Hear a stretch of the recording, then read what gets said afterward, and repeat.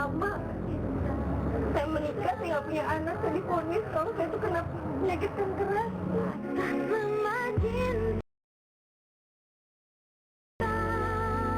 Hati ini tak mungkin terbagi sampai nanti bila aku mati. Bersumpah atas nama cinta.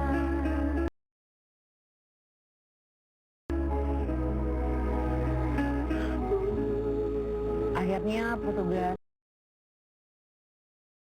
pagi saat ini terunyuh dan dia bilang atas dasar kemanusiaan. Dia ngasih informasi sama gua sama Panda dan dia berusaha cari datanya. Nama anak kamu Rizkia. Nama yang manis kan? Rizkia. Ya, Rizkia. Perempuan. Ya, perempuan. Oh, sekarang Iya, ini keluarga yang dia adopsi, Bu. yang keluarga yang adopsi namanya Lukas. Lukas Wijaksono. Ya. Akhirnya setelah dapat alamat itu gua sama Panda sama klien gua langsung tuh. Hari itu juga langsung menuju ke tempat alamat yang dikasih.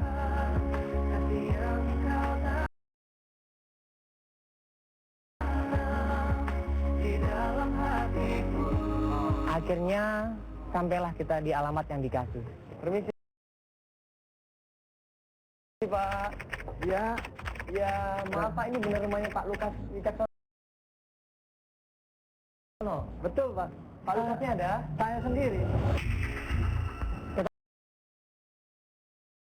Kita bertemu langsung dengan Pak Lukasnya sendiri. Waktu kita jelasin, iya katanya Pak Lukas 13 tahun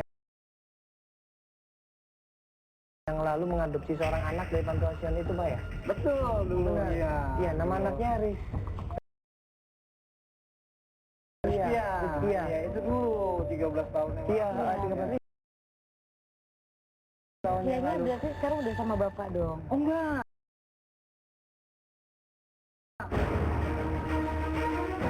Enggak. Pergi. Ini kemana ya Pak? Diambil sama tukang kebun.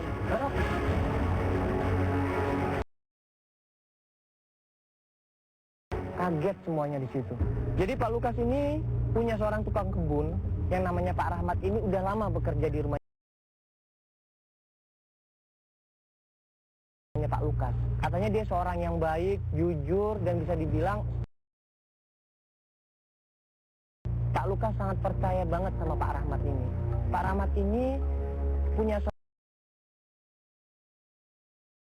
seorang istri dan seorang anak, tapi kemudian istri dan anaknya meninggal.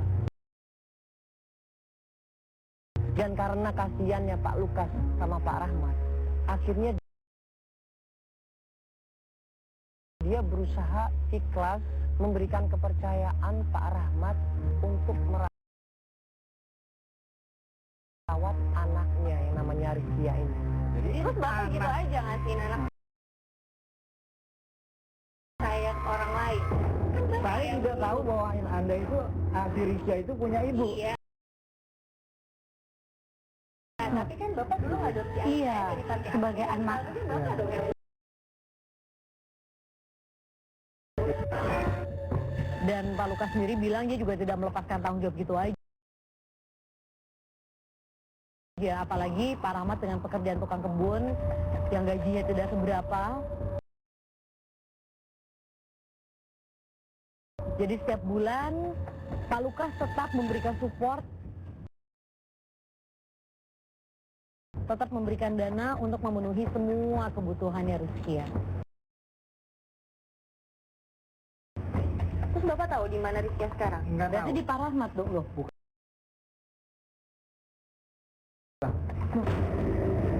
Begini. Dia itu udah pindah kemana. Saya juga waktu mau nyeplay itu uang untuk biaya buat si Rizky ya, ternyata Pak Rahmat itu udah nggak di situ lagi. Masa segitu mendadak sih Pak? Atau pindah? Tahu pindah. Waktu itu memang saya dapat Pak Rahmat itu dari Pak Mama. Iya. Karena dengan kondisi begitu Pak Rahmat meninggalkan saya secara mendadak. Saya pun ke Pak Mama. Ya. Saya tanya ke Pak Mama, Pak, tahu nggak rumahnya Pak Rahmat? Pak Mama berkata, ada apa emang Pak? Ternyata pergi dari tempat saya. Pak Mamanya juga nggak tahu? Nggak tahu. Cuma Pak Maman sendiri memberitahu saya kurang lebihnya di daerah Jati Bening. Tepatnya saya nggak tahu. Kenapa ya? Tapi kenapa nggak ngasih kabar Iya, ya? itu dia. Nah Padahal itu hubungannya dia. sama Bapak Mungkin ya, kemungkinan Pak Rahmat sendiri ingin memonopoli itu sih. Anak si Rizkia, jadi dia takut dengan saya untuk diambil kali lagi. Mungkin dia pindah tanpa kasih tahu anak. Akhirnya kita dikasih alamat rumah Pak Maman dan kita langsung menuju ke rumahnya. Kalau menurut gue sih ini pelajaran buat kita semua. Boleh sih percaya, tapi kita harus tetap hati-hati. Apalagi ini menyangkut orang yang disayangin. Kita harus tetap hati-hati dan waspada ya. Takutnya kabur seperti Pak Rahmat ini. Pak Lukas bilang sama kita semua, kalau misalkan nanti udah ketemu sama Pak Rahmat dan udah menemukan anaknya namanya Rizkia, tolong hubungin dia atau minimal kasih kabar lah. Sampai di rumahnya Pak Maman.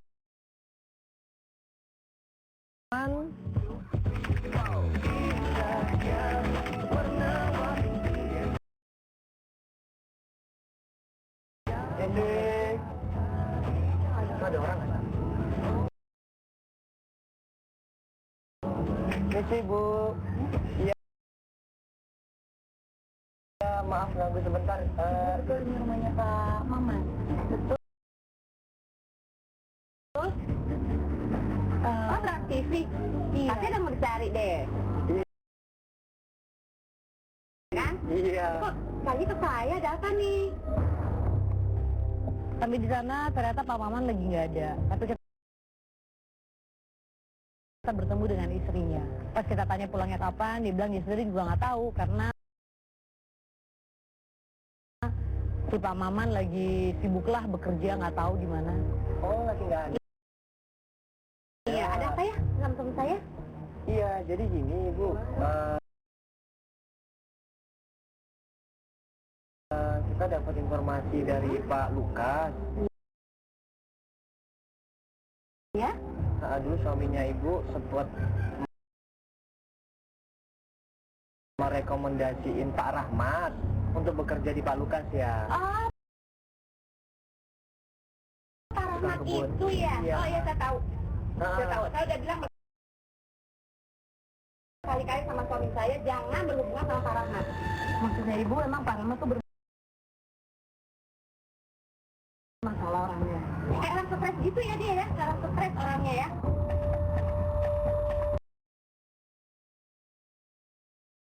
Ini yang bener yang mana gitu loh. Gue harus percaya sama Pak Lukas atau percaya sama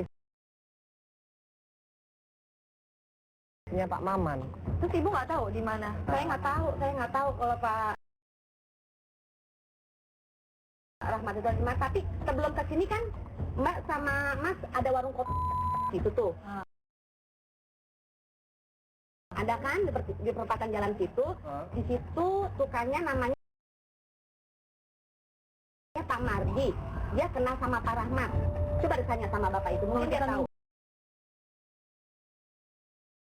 Suami Ibu lama nggak pulangnya? Aduh, suami saya ini orangnya nggak jelas kapan jam berapa pulangnya nggak tahu saya ya. Jadi kalau seandainya Mbak atau Mas nungguin, buang waktu. Kita langsung cabut dari rumahnya Ibu Maman. Kita di mobil rundingan tuh sama tim termehek-mehek. Kita rundingan sama semua tim. Kalau gue sama Mandala datang ke sana dengan kamera dan kita mengorek-ngorek informasi soal temennya yang katanya istri Pak Maman itu orangnya nggak baik, ya sangat wajar kalau dia menjadi sangat defensif.